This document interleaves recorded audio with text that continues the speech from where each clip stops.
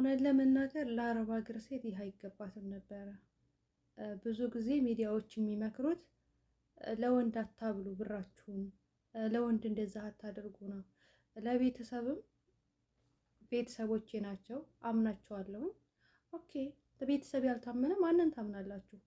እና ቤተሰቦቻችሁን አትመኑ ብሎ መምከር ራሱ የሆነ ይደብራል አንዳንዴ ማለት ነው ስታስቡት፣ እንደ ሰውኛ ስታስቡት። እነዛ ደግሞ ያመናችኋቸው ቤተሰቦች የሞታችሁ ምክንያት ሲሆኑ በጣም ያሳዝናል። የዚች ልጅ ህይወት እውነቴን ነው በጣም ነው ልቤን የነካው።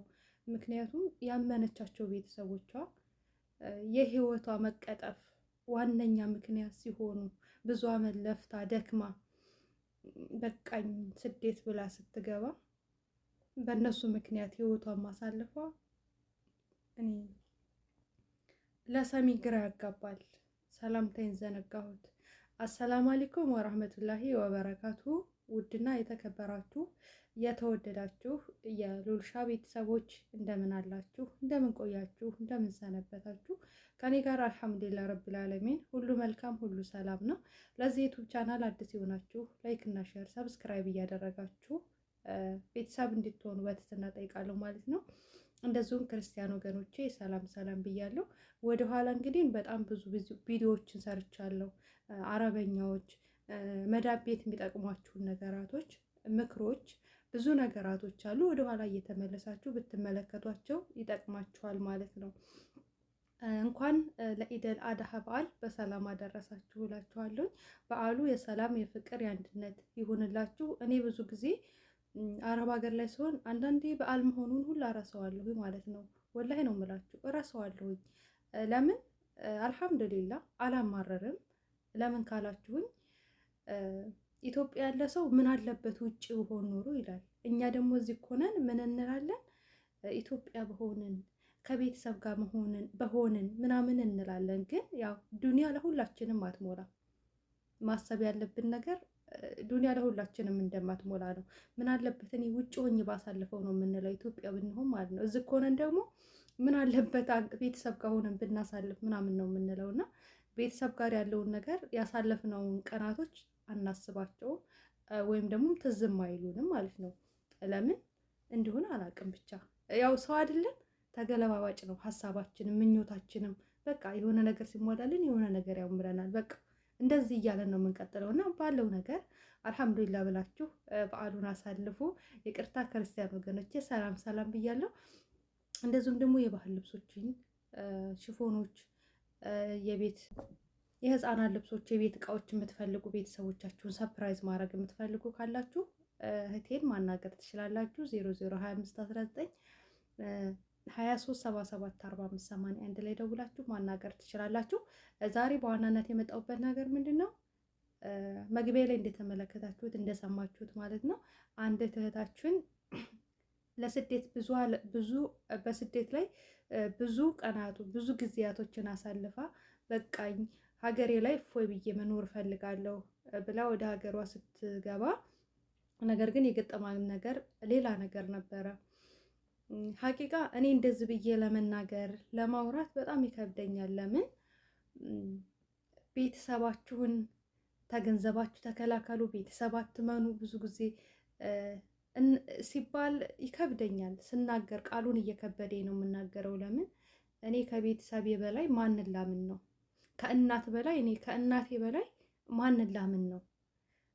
ግን እንደዛ አይነት ነገር ካጋጠማችሁ ደግሞ ራሳችሁ መጠበቅ እንዳለባችሁ ማሰብ አለባችሁ። ሁሉ ነገር ሁሉም ፈተና አላፊ ነው ውዶቼ ማለት ነው።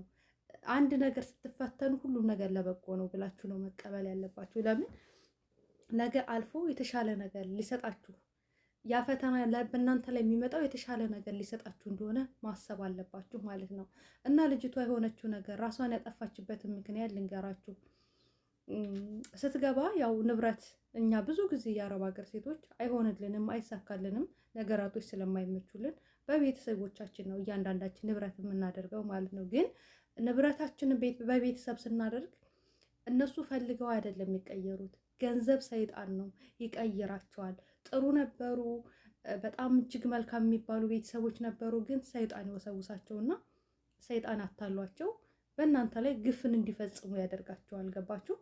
እና ስለዚህ በተሻለን መጠን ለቤተሰቦቻችን የሆነውን ነገር ይሄ ለእናንተ ነው፣ ይሄ በእኔ ስም ነው፣ በስማችሁ ቋሚ ነገራችሁን በስማችሁ ብታደርጉ መልካም ነው ብዬ ነው የማስበው ማለት ነው። ምክንያቱም ለብዙ እህቶች ጉዳት ገንዘብ ነው፣ ከቤተሰብ ጋር የሚያቆራርጥ ገንዘብ ነው፣ ህይወትን የሚያሳጣው ገንዘብ ነው በአሁን ሰዓት ላይ ማለት ነው። እና ጦርነት እየፈጠረ ነው ያለው እና እህታችን የገጠማን ነገር ምንድን ነው? በእርግጥ ሰሞኑን የተፈጸመው ነገር ግን ትናንትና አልተመቸኝም እና አላቀረብኩላችሁም ማለት ነው።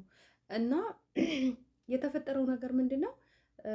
ገባች፣ ንብረት የለም፣ ወንድሟና እናቷ ሸጠዋል ንብረቴን ስትል ንብረቴን ብላ ስትጠይቃቸው አይ እንደለመድሽው ሸቅለሽ ሰርተሽ አግኝ ነው ያሏት። ሰርተሽ ተለወጭ ነው ያሏት። ለምን ብዙ አመት ደክማለች፣ ለፍታለች፣ ቤት ንብረት አለኝ ብላ ስትሄድ ቤተሰቦቿ ጋር ነገር ግን በቃ ያላሰበችው ነገር ነው ዱብዳ የገጠማት ማለት ነው። እናትና ወንድሞቿ ሆነው ከዛ በመጨረሻም ያው ጸበል ትገባለች። የጸበሉ ነገር አልሆነላትም፣ አልተሳካላትም። በመጨረሻም ራሷን ታጠፋለች ማለት ነው። ራሷን አጥፍታ ትሞታለች ማለት ነው። እዚህ ጋር ማወቅ ያለባችሁ ነገር ቢኖር በምንም ሁኔታ ውስጥ ብትሆኑ ሞት አማራጭ አይደለም። ብዙ አማራጭ ነገር እያለ ሞትን እንደ አማራጭ አንውሰደው። መኖር ደግ ነው። ክፉን ደግን ያሳየናል። መኖር ደግ ነው።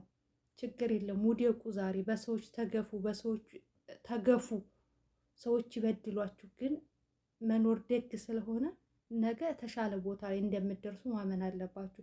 እንደዛ አይነት ኬዝ ሊያጋጥማችሁ ይችላል። ባጋጠማችሁ ጊዜ ህይወትን ማጣት መሞት ምርጫ ሆኖ አያውቅም። በቃ ምርጫ ሆኖ አያውቅም። እኔ በጣም ነው ልቤን የሰበረችው ልጅቷ ማለት ነው። ምክንያቱም ልጅ ናት፣ ብዙ አመት ደክማለች። ለእኛ ለአረብ ሀገር ሴቶች ደግሞ ይህ አይገባም፣ እንደ እውነቱ ማለት ነው። ይህ አይገባንም። ምክንያቱም የአረብ ሀገርን ህይወት እናውቀዋለን፣ ምን ያክል ገንዘብ ተለፍቶ እንደሚመጣ፣ ምን ያክል ተደክሞ እንደሚመጣ። ግን ያማችኋል።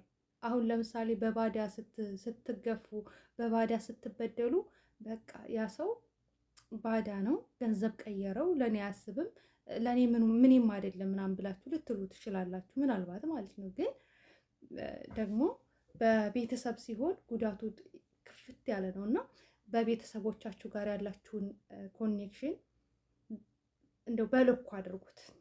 እኔ ቤተሰብን አትመኑ፣ ወንድን አትመኑ ነው የምንለው እስከዛሬ አይደለ? ወንድን አትመኑ፣ ለወንድ ብር አትስጡ ምናምን ነው የምንለው። ቆይ ለወንድ አልሰጥም ብለን ወደ ቤተሰብ ጋር ስናጠጋጋ፣ ወደ ቤተሰብ ስንሆን ደግሞ እንደዛ አይነት ነገር ይገጥማል ማለት ነው። ምክንያቱም ገንዘብ ሰይጣን ስለሆነ ሰውን ስለሚቀይር ራሳችሁን ካላሸነፋችሁ ገንዘብ እንዴት ተለፍቶ እንደሚገኝ ካላወቃችሁ፣ ፈጣሪያችሁን ካልፈራችሁ ያታልላል ገንዘብ ማለት ነው። እና አላህ ይጠብቅን ከእንደዛ አይነት ነገር። ሀቂቃ በጣም ነው የሚያስደነግጠውም የሚያስፈራውም። ብዙ ጊዜ እንሰማለን እንደዛ አይነት ነገር ማለት ነው። ራሳችሁን ጠብቁ እህቶቼ። በቻላችሁት መጠን በራሳችሁ ስም አድርጋችሁ እያንዳንዱን ነገር ራሳችሁን ችላችሁ መቆምን ልመዱ። ራሳችሁን ችላችሁ ማለት ነው። አሁን ጊዜው የተሻሻለ ነው። በስማችሁ ባንካችሁ ላይ ብራችሁ ማጠራቀም ትችላላችሁ። በስማችሁ እየሄዳችሁ ህጋዊ ከሆናችሁ በተለይ ቋሚ ንብረታችሁን በራሳችሁ ማድረግ ትችላላችሁ። ብዙ ነገራቶች ስላሉ እንደዛ ማድረግ ትችላላችሁ ማለት ነው። እና አላህ የጠብቀን። ሀቂቀተን ከእንደዛ አይነት ሙሲባ አላህ የጠብቃችሁ እህቶቼ። ብቻ ከባድ ነው ለእኛ እንደዛ አይነት ነገር እንትን አይለንም ማለት እኔ እንጃ። እኔ የሆነ ድክም ነው የሚላችሁ እንደዚህ አይነት ነገር ስትሰሙ። በእርግጥ ንብረት እኮ ነው፣ ገንዘብ እኮ ነው። በቃ እልም ይበል፣ የራሱ ጉዳይ ነው። እውነቴን ነው የምላችሁ። እኔ ከህይወቴ የሚበልጥብኝ ምንም ነገር የለም። ይህን ስላችሁ በኮንፊደንስ ነው እንዴ። እኔ ነገር የሆነ ነገር ራሴ ላይ ባደርግ ምንድን ነው የማገኘው? ምንድን ነው በነፍሴ ላይ ኃጢአት ነው የምሰራው፣ ወንጀል ነው የምሰራው። እና ደግሞ ለሚያልፍ ቀን እንደዚህ ኮንኩኝ ብዬ ተስፋ ማጣት አልችልም። ተስፋ ማጣት የለብንም። ምክንያቱም ወጣት ነን፣ እንሰራለን፣ ገንዘብ ይሄዳል ይመጣል። ሰዎች ይበድሉናል። ደግሞም እንደዚህ እንዳለ ሆኖ በጣም እጅግ መልካም ቤተሰቦችም አሉ፣ መልካም ሰዎችም አሉ። እዚህ ዱንያ ላይ ማሰብ ያለብን ነገር ቢኖር ጥቂት ሰዎችን ከሃዲ ሰዎችን ብቻ ሳይሆን ማሰብ ያለብን እጅግ በጣም የትየለሌ መልካም ቤተሰቦችም እንዳሉ ማሰብ አለብን። ጨርሶ ከሃዲ አይደለም፣ ጨርሶ ደግሞ የሰው ልጅ ጥሩ አይደለም። ጥሩም አለ መጥፎም አለ ማለት ነው። ስለዚህ የሰው ልጅ ጨዋ አይደለም፣ አይቀመስም። አላህ ይጠብቅን፣ ሀቃችንን አያስበላብን። እኛም ደግሞ የሰው ሀቅ እንዳያስነካን ብላችሁ እኔ ሁልጊዜም ዱዓ የማደርገው ጌታ የሰው ሀቅ እንዳታስበላኝ እኔም ሀቄን እንዳታስበላብኝ ብዬ ነው ዱዓ የማደርገው። አልሐምዱሊላህ እስካሁን ያው በተወሰነ ትንሽ ነው የተበላብኝ ሀቄን። ያንንም ደግሞ በአኸራ እቀበላለሁኝ አልሐምዱሊላህ ኢንሻአላህ። እና ይሄ ተበላብኝ ብዬ አልልም። በሆነ ነገር ላይ ታጣሁኝ አላህ በተሻለ ነገር እንደሚተካልኝ ነው የማስበው። እና አላህ በተሻለ ነገር ይተካልን። በሌላ ቪዲዮ ተመልሰን እንገናኛለን። ዱዓ አድርጉ ውዶቼ። መልካም ቀን መልካም ቆይታ ተመኘውላችሁ። ላይክ፣ ሼር፣ ሰብስክራይብ አድርጉ። በሌላ ቪዲዮ እስከምንገናኝ ድረስ ሰላም አለይኩም ወራህመቱላሂ ወበረካቱ። ባይ ባይ።